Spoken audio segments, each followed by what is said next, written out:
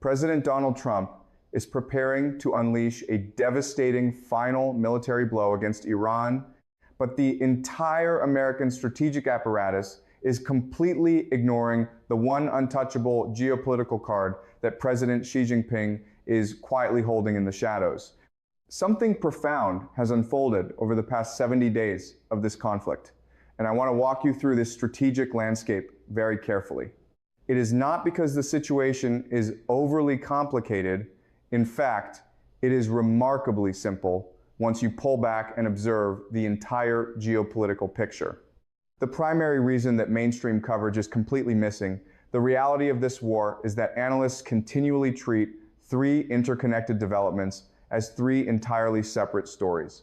The first story being reported is that America is going all in on the Strait of Hormuz.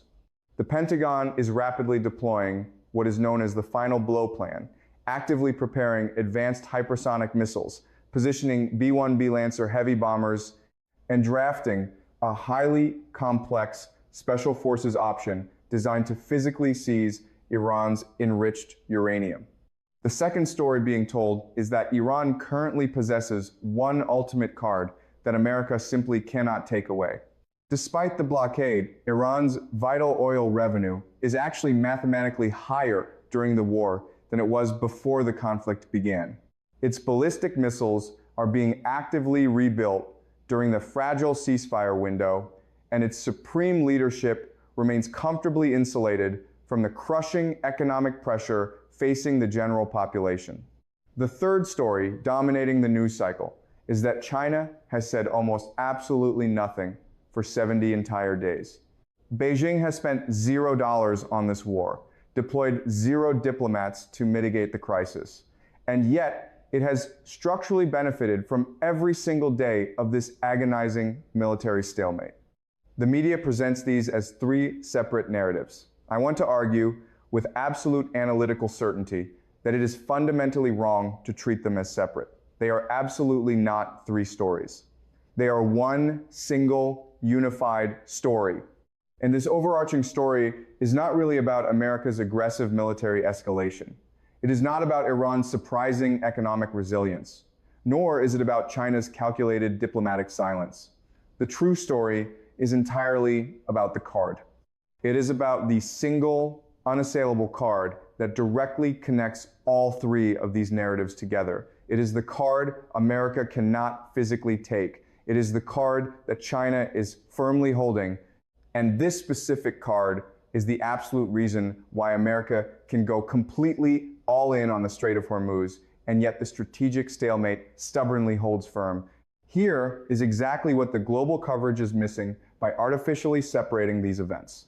America's massive escalation, the final blow plan, the deployment of hypersonic missiles, the high-risk special forces option is fundamentally a kinetic military response to what is actually a structural financial problem. Iran's incredible resilience, the newly rebuilt missiles, the staggering 1.84 million barrels per day of oil revenue, the unconditioned and defiant military warnings is entirely financially sustained by a shadow system that America's military escalation simply does not address. And China's deafening silence, 70 days of 0 official public statements regarding a war that physically runs through China's oil tankers, operates through China's payment systems, and feeds China's strategic petroleum reserve is the calculated silence of a superpower whose card forms the structural foundation connecting the other two stories. America aggressively escalates militarily. Iran successfully survives financially. China quietly enables that survival silently. It is one continuous, integrated story. And this brings us to the crucial element that almost nobody in Washington is analyzing clearly. The ultimate card that China is holding is not a traditional diplomatic card. It is not a military alliance card. It is not a public statement card. It is a massive, impenetrable infrastructure card. And America deciding to go all in with bombers and missiles over the Strait of Hormuz absolutely does not touch that financial infrastructure. Here is the profound question that demands an immediate answer. America is fully aware that China is holding this card, Senator Marco Rubio knows it. The United States Central Command knows it. The Treasury Department knows it intimately, as evidenced by the fact that it has already sanctioned individual vessels within the Dark Fleet. The State Department knows it, having explicitly named specific Chinese banking institutions deeply involved in processing Iranian payments. Every single relevant institution within the American government knows beyond a shadow of a doubt that China is firmly holding Iran's financial lifeline. So why has America completely failed to take that card away? The answer boils down to one word: cost. This is not about America being physically or militarily afraid to confront China. This is about China being the country whose geopolitical card is currently worth vastly more to America's global stability than the actual cost it would take to rip that card away. Taking China's card requires directly sanctioning massive Chinese state-owned banks. Sanctioning Chinese state banks guarantees disrupting the entire global financial system in chaotic ways that would severely damage American allies, bankrupt American corporations, and cripple American financial institutions that maintain heavy exposure to Chinese banking infrastructure. Furthermore, taking that card means triggering massive Chinese economic retaliation. This retaliation could easily include Beijing rapidly reducing its massive holdings of American Treasury bonds. China currently holds approximately $800 billion in US debt, and dumping those bonds would aggressively spike American domestic borrowing costs. Taking the card also means instantly terminating the highly anticipated Xi Jinping summit before it can ever produce a vital bilateral trade framework. Ultimately, it means actively choosing to prioritize the Iran war over the overarching China relationship right at a delicate moment when that relationship is desperately required to manage global trade tensions, semiconductor supply disputes, and volatile signaling over Taiwan, all at the exact same time. The strategic cost of taking China's card is mathematically higher than the geopolitical benefit of winning the Iran war. The American government has coldly calculated that equation, and they have actively declined to pay the price. I refer to this dynamic as the unreachable card. And once you truly understand why this card is unreachable, not because it is physically impossible, but because it is strategically suicidal, you will finally understand why America going all in on Hormuz ultimately produces the exact same outcome as America going half in on Hormuz. The vital card that China is holding simply does not respond to American military escalation. It only responds to American strategic decisions about whether or not to plunge into a direct economic confrontation with Beijing. America has decisively not made that decision. Until it does, the winning card stays securely in China's hand. Let us start by examining exactly what going all in entails, because President Trump's final blow plan is the most aggressively detailed military option to emerge from this entire conflict. Central Command has reportedly presented the president with 3 highly specific, devastating kinetic options. The first strategic option is a short, highly concentrated, and overwhelmingly powerful wave of kinetic strikes. This operation is described by intelligence sources as targeting Iran's remaining military assets, its leadership structures, and its critical infrastructure with maximum intensity within a highly compressed time frame. The underlying military logic of this option is that a sufficiently intense, condensed strike package will produce decisive degradation before the Iranian military can effectively respond with its newly rebuilt missile and drone swarm capabilities. The Dark Eagle hypersonic missile system, a weapon capable of striking targets up to 2,000 miles away with pinpoint precision, serves as the absolute centerpiece of this option. B-1B Lancer bombers, aircraft which can carry the absolute largest conventional bomb payloads of any platform in the American arsenal, are the designated secondary component. This combined strike package could theoretically deliver vastly more explosive yield in a 48-hour window than the entire previous 65 days of ongoing strikes combined. The second option on the president's desk involves physically taking the Strait of Hormuz with American ground forces. This requires physically occupying the strait or a strategic portion of its adjacent territory with American military personnel to directly enforce the freedom of navigation. Analytically speaking, this option is by far the most dangerously escalatory of the three. Placing American ground forces directly on or immediately near Iranian sovereign territory would permanently change the legal, geopolitical, and political character of the entire conflict. Iranian forces would instantly have American targets well within the range of direct fire engagement. The profound risk of American casualties, which would inevitably require an immediate and massive congressional response, is highest within this specific scenario. Furthermore, the political commitment is highly visible and deeply entrenched. Ground forces cannot simply be withdrawn overnight to satisfy a passing news cycle, in the same convenient way that an aerial strike package can be called off.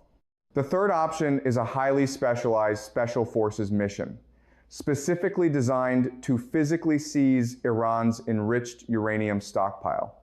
We are talking about securing 440 kilograms of uranium enriched to 60% purity, actively stored in subterranean tunnels that B-2 stealth bombers mathematically could not destroy.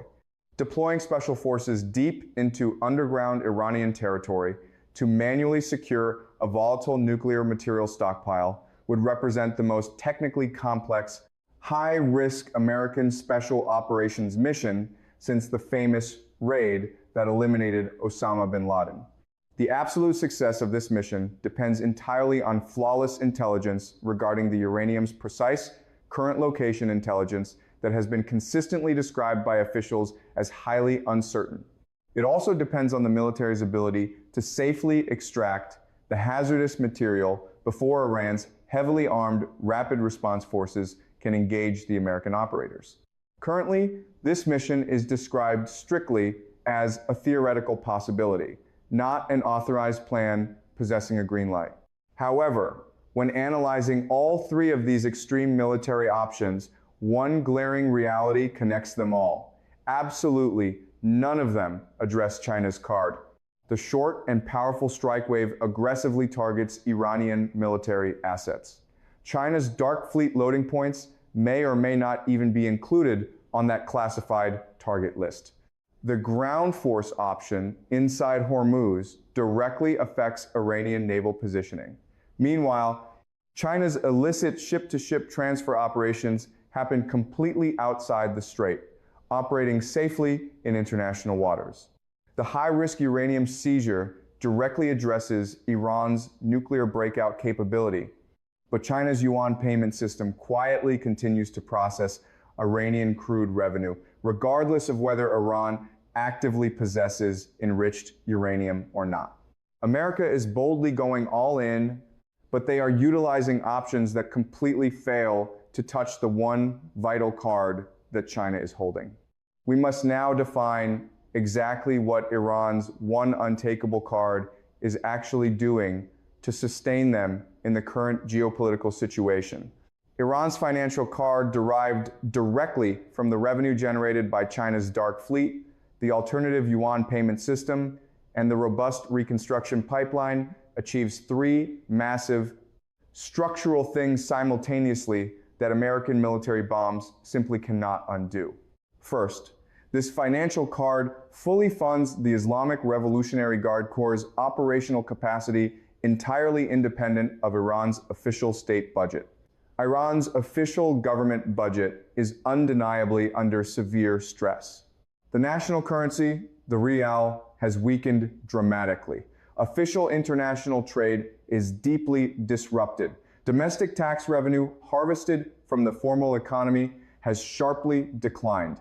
However, the IRGC is absolutely not funded primarily through Iran's official state budget. The IRGC commands a massive, independent commercial empire comprising vast construction conglomerates, lucrative import monopolies, and major energy subsidiaries that generates massive revenue entirely on its own. Crucially, the IRGC directly receives a massive portion of the dark fleet oil revenue through shadow mechanisms that do not ever appear on Iran's official national budget.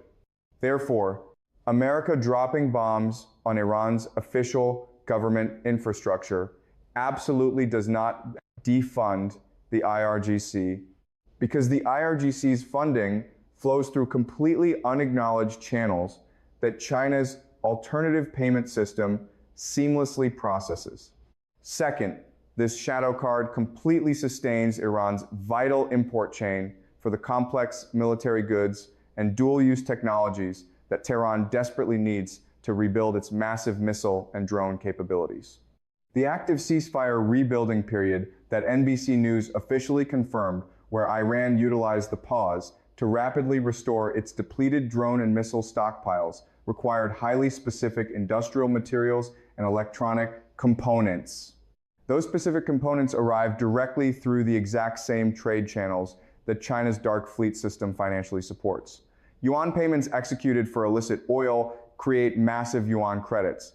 Chinese manufacturing companies then use those credits to supply Iranian importers with the precise military goods Iran requires to wage war.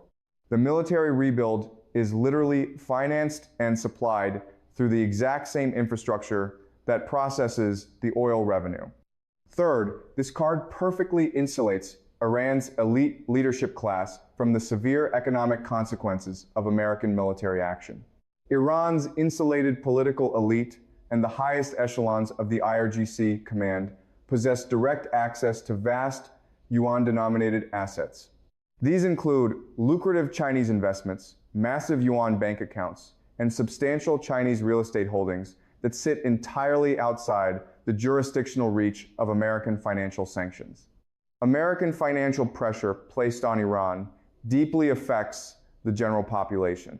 It heavily affects the official civilian economy. But it absolutely does not affect the personal, insulated financial positions of the ultimate decision makers who determine whether Iran accepts or rejects American diplomatic terms. A leadership class whose personal wealth is perfectly insulated from the war's devastating economic consequences fundamentally makes very different decisions than a leadership class whose personal wealth is directly exposed, crushing American pressure.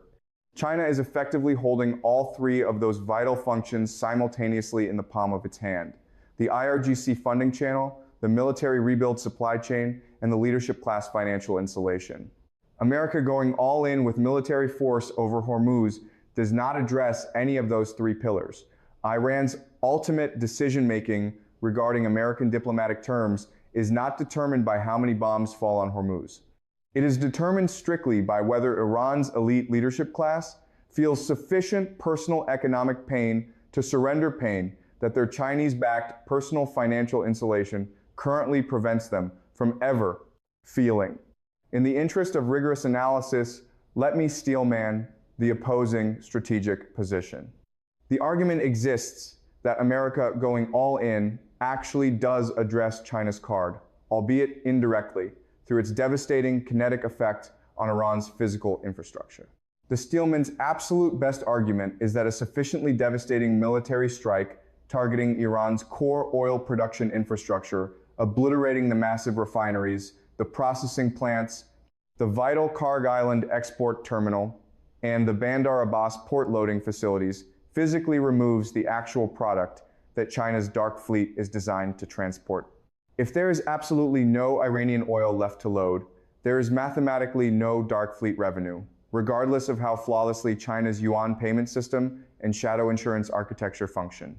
The card China is holding Iran's financial viability is only valuable if Iran actually possesses oil to sell. A devastating final blow that physically incinerates Iran's oil production capacity aggressively takes the product away from China's transportation system.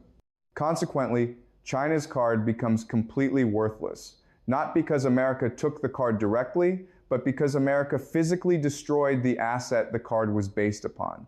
This is undeniably the strongest, most logical version of the argument that military escalation can indeed solve the financial structure. It is also the exact version of the argument that Central Command has been incredibly careful to avoid stating publicly. Why? Because its direct implication that America should intentionally destroy Iran's oil infrastructure as a primary strategic target would trigger the most economically disruptive geopolitical action in modern history. Annihilating Iran's oil production capacity instantly removes 1.84 million barrels of oil per day from the global supply permanently, at least until massive reconstruction is complete. At current global market prices, that action guarantees an apocalyptic global oil price spike. This spike would inevitably cost everyday American consumers significantly more than the current painful price of $4.30 per gallon. The sheer domestic political cost of triggering a massive gasoline price shock by destroying Iran's infrastructure would vastly exceed the political cost of simply maintaining the current frustrating military stalemate. America has consciously not targeted Iran's core oil production infrastructure entirely for this specific domestic reason. And that profound American restraint is exactly what safely preserves China's card. The Steelman is analytically correct that destroying Iran's oil infrastructure successfully removes China's card.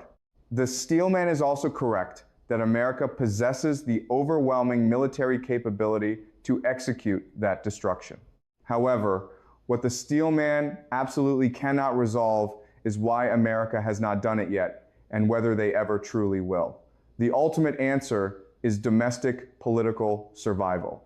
Every single gallon of gasoline that America's blockade adds to the domestic pump price directly costs President Trump critical political support. Incinerating the infrastructure that produces the oil moving through the dark fleet would spike those prices dramatically further. America has actively chosen not to go all in on the one specific target that would actually destroy China's card, Iran's oil infrastructure, because the domestic political cost of destroying that card vastly exceeds the strategic benefit of taking it. And that crippling domestic political constraint is in itself another vital card that China is holding. China's shadow system ensures Iranian oil keeps flowing. It ensures global prices remain elevated. It ensures American gas prices remain punishing at $4.30. And it perfectly constrains the one kinetic military action that would actually disrupt China's system. China's ultimate card is worth two profound things simultaneously. It guarantees Iran's financial viability, and it enforces America's domestic political constraint against taking the action that would end that viability. To understand how this resolves, analysts must closely watch three specific signals that will reveal whether America finally finds a strategic way to take the card. The first critical signal is whether the upcoming Xi Jinping summit produces any official diplomatic language regarding Iranian oil supply chains. This massive summit is scheduled to occur within 2 weeks. The official public agenda is supposedly centered on global trade, semiconductor restrictions, and broad bilateral relations. But make no mistake, the Iran card, China's massive financial support for Tehran, serves as the structural background of every single bilateral relationship question on that official agenda. If the final summit communique includes any specific language regarding energy market, stability, supply chain integrity, or third-party financial flows, it guarantees that China and America have intensely discussed Iran's dark fleet supply chain behind closed doors without explicitly naming it. In international diplomacy, language emphasizing energy market stability is the accepted diplomatic code confirming that China has agreed to slowly reduce dark fleet operations. Watch the specific granular wording of any summit communique regarding energy. Code language that prioritizes stability rather than freedom or access is the definitive signal that China's card is being actively negotiated, even if it remains unnamed in public. The second vital signal is whether Central Command's final blow target list, if eventually executed, includes the Kharg Island terminal. Kharg Island physically handles approximately 90% of Iran's entire crude oil export volume. It is the absolute primary loading point for the dark fleet's illicit supply chain. It has been deliberately excluded from every previous American strike package, precisely because destroying it produces the devastating domestic gasoline price consequences I previously outlined.